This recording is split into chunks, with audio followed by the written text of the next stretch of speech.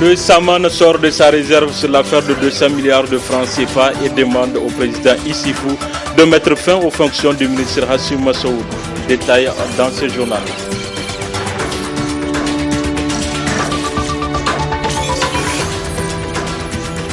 Première réunion ce matin du comité de pilotage pour les réformes des finances publiques au Niger. C'est le ministre Hassoumi Massaoudou qui a présidé cette rencontre. Précision dans cette édition. Samedi 25 février 2017, messieurs, dames, bonsoir et bienvenue à ces 19h45 de la télévision Labari. Je le disais en titre, dans une déclaration ce samedi, le syndicat autonome des magistrats du Niger, Saman, demande entre autres au président de la République, Issoufou Mahamadou, de mettre fin aux fonctions du ministre Hassoumi Massaoudou pour permettre aux juges de faire la lumière sur le virement de 200 milliards de francs CFA dans un compte bancaire à Dubaï. Elle est lue ici par Ayouba Hassan, le secrétaire général du Saman.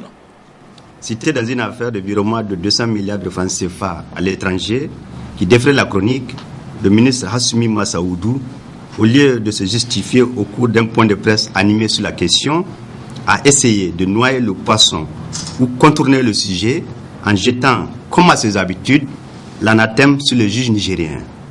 En effet, il s'est permis d'affirmer clairement que relativement à l'affaire opposant l'État du Niger à Africard au sujet de la confection de passeports biométriques, les juges nigériens ayant connu du dossier ont été achetés et qu'il en détenait les preuves. Face à une telle accusation gravissime émanant des ministres de la République et qui ternit l'image de notre justice et par ricochet de notre pays, le syndicat autonome des magistrats du Niger, Saman, ne saurait rester indifférent. Et sans vouloir faire du corporatisme, le Ben Saman informe le ministre Hassoumi Massaoudou que le Saman a toujours été à l'avant-garde du combat pour un assainissement véritable du milieu judiciaire parce qu'il croit à la démocratie et à la justice. Pour cette raison, il reste une tradition qui n'a jamais couvert et qui ne couvrira aucune forfaiture de ses militants. Par conséquent, le Ben Saman met au défi le véridique Hassoumi Massaoudou de porter à la connaissance du public les noms de juges corrompus et les montants par eux perçus pour que des poursuites judiciaires soient engagées à leur encontre. Aussi, sans se substituer à l'État du Niger, dans cette affaire de 200 milliards de francs CFA, le Ben Saman demande au ministre Hassoumi Massaoudou de faire preuve de patriotisme et de bravoure à l'image des grands hommes d'État en démissionnant de ses fonctions pour se mettre à la disposition de la justice, seule institution capable de l'innocenter s'il y a lieu. À défaut, demande au président de la République, en vertu de l'égalité des citoyens devant la loi, principe consacré par la Constitution nigérienne, dont il est le garant de l'application, de mettre fin aux fonctions du ministre Hassoumi Massaoudou pour permettre aux autorités judiciaires de faire toute la lumière sur cette affaire de virement de fonds à l'étranger au préjudice de l'État du Niger. D'ores et déjà, le Saman sollicite du procureur de la République, du pôle économique et financier du Niger, compétent pour la répression des infractions économiques et financières, l'ouverture d'une information judiciaire sur cette affaire. Le Saman reste convaincu que dans un état de droit, la justice est un bien commun que tout citoyen, quel que soit son rang ou sa position sociale, se doit de défendre, supporter, préserver contre vents et marées et non à jeter aux gémonies. Le Ben Saman adresse ses condoléances les plus émues à l'ensemble des Nigériens et en particulier aux familles de nos vaillantes forces de défense et de sécurité tombées sous le champ d'honneur dans le département de Walam suite aux récentes attaques terroristes. Enfin, il prie Dieu, le Tout-Puissant, de les protéger et de leur assurer la victoire dans leur noble mission de défense de notre intégrité territoriale, de nos populations et de leurs biens.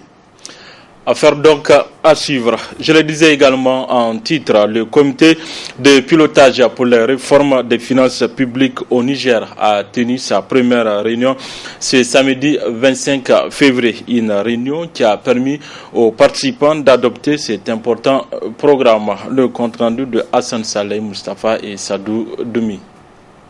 Au terme de cette réunion, le comité de pilotage qui regroupe les autorités nigériennes et les représentants des partenaires techniques et financiers a adopté le programme de réforme de gestion des finances publiques pour une période de 3 ans, 2017 à 2020. Il s'agit d'un contexte difficile donc, pour les finances publiques, pour le Niger, il faut bien le reconnaître. Je crois que c'est une phase difficile pour les finances publiques, pour les recettes, pour les dépenses, d'où les réformes qui sont au cœur des préoccupations. Et en tant que représentant des PTF, donc je vais vous faire part de quelques messages qui sont agréés, donc qui font partie donc d'une vision commune par rapport à nos échanges.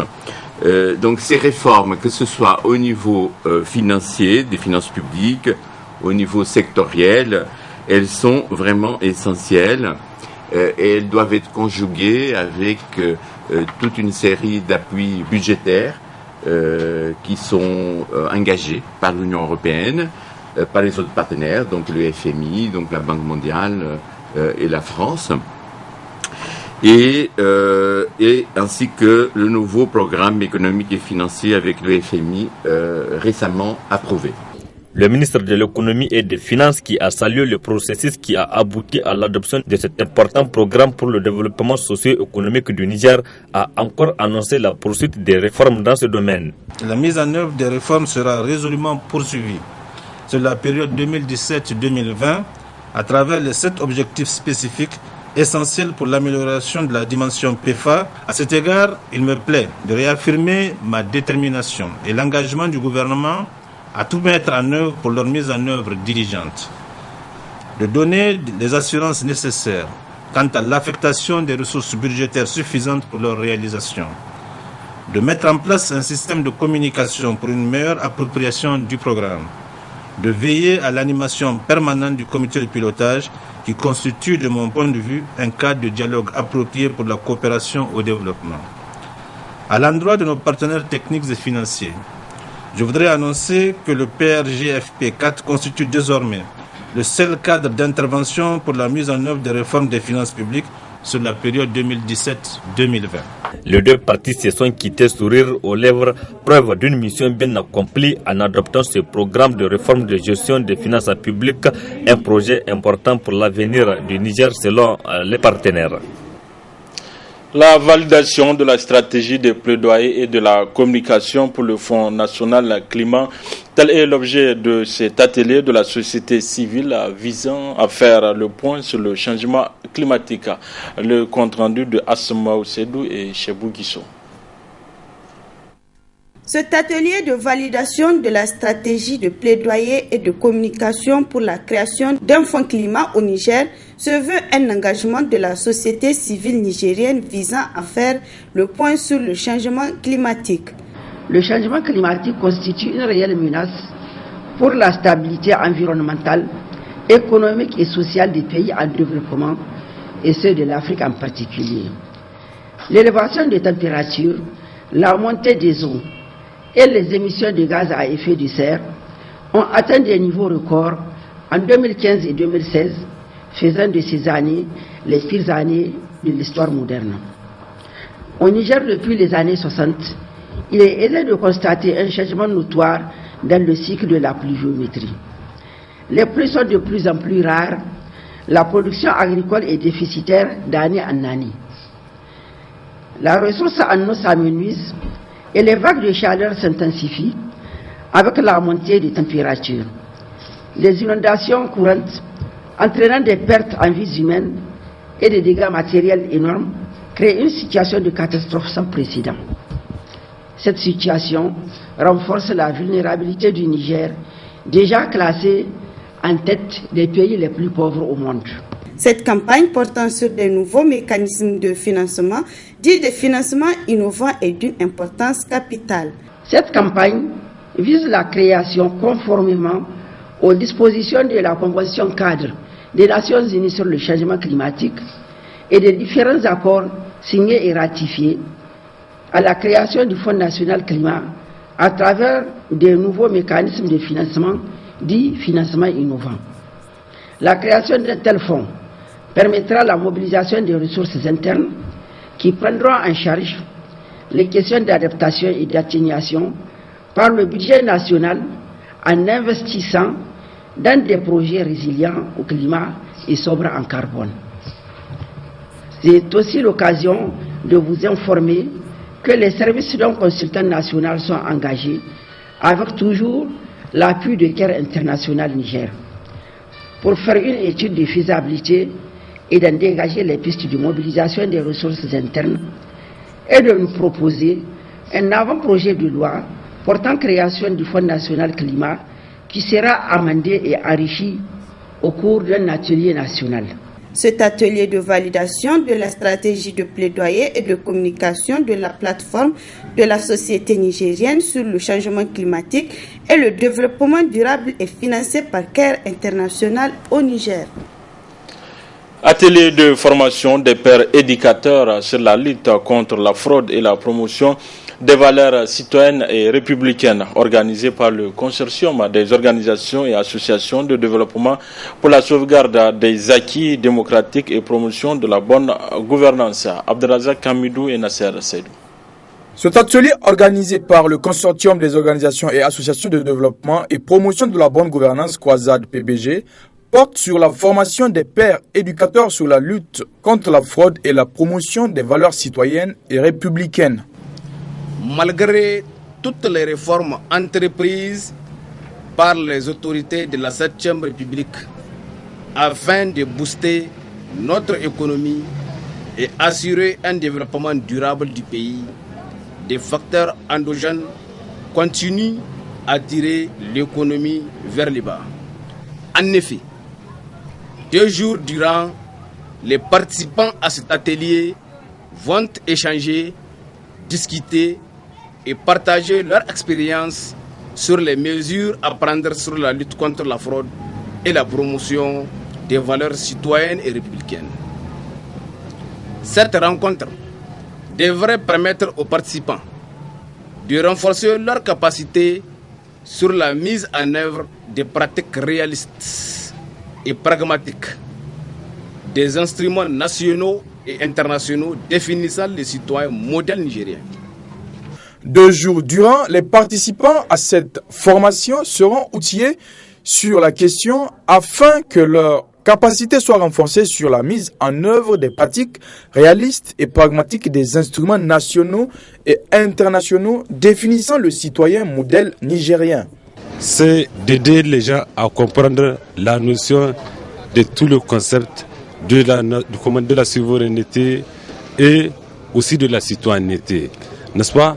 De comprendre encore c'est quoi concrètement la fraude et de voir ensemble quels sont les mécanismes, n'est-ce pas, qu'on peut développer pour aider l'État à faire face au fléau, ça veut dire la fraude, et à promouvoir le bon comportement. Pour nous, c'est de sensibiliser, comme on l'avait dit, des pères fondateurs, parce que ça fait partie d'une vaste opération de communication et sensibilisation qu'on entend élargir des commandes à l'intérieur du pays. Pour nous, c'est d'outiller, n'est-ce pas, ces pères formateurs d'un minimum de connaissances les permettant d'aller sensibiliser la population pour un changement de comportement. Une photo de famille participant formateur a sanctionné cette ouverture. Le volet reportage de cette édition nous amène à l'école Foulankwara 2, menacée par des ordures ménagères, une situation qui met mal à l'aise les élèves et enseignants de cette école. Le reportage de Asmaou Sedou et Chebougisso. Nous sommes ici au quartier Kwaratagui, précisément dans l'école primaire Foulankwara 2, où élèves et enseignants sont menacés par des ordures ménagères. Des élèves qui sont exposés à des risques des maladies liées à ces ordures, par manque de clôture au niveau de cette école, mais aussi le manque de dépotoir, ce qui amène les riverains de verser leurs ordures ménagères. D'où ce cri de cœur du directeur de cet établissement. Ce dépotoir, certes la mairie, quand on lance un appel souvent, ils viennent ramasser. Mais 2 jours après, le même scénario reprend. Parce que la population n'est pas sensibilisée pour ne pas déverser. Et c'est vraiment un dépotoir qui nous dérange. Parce que il arrive qu'on jette des cadavres. Et ces cadavres-là, quand ils se décomposent, directement les mouches et les odeurs se dirigent directement dans les classes. Cette situation-là ne favorise pas un bon climat d'enseignement. Un dépotoir à côté d'une école où il y a plus de 1000 élèves et les marchands aussi sont à côté. Donc dès que les mouches prennent, ils déposent là-bas sur les aliments que les élèves achètent. Et vous savez la suite, très souvent on a des problèmes gastriques. Tout ça c'est lié à ce dépotoir. C'est un cri de cœur que nous voulons lancer au niveau des autorités. Qu'on nous trouve un moyen pour dégager ce dépotoir-là. Ça nous inconforte de la plus mauvaise manière. Enfin, il lance un appel aux autorités afin de leur venir en aide, ne serait-ce qu'en ramassant ces ordures. Voilà, messieurs, dames, c'est tout pour ces 19h45 de la télévision Labari. Merci à vous de l'avoir suivi. Au revoir.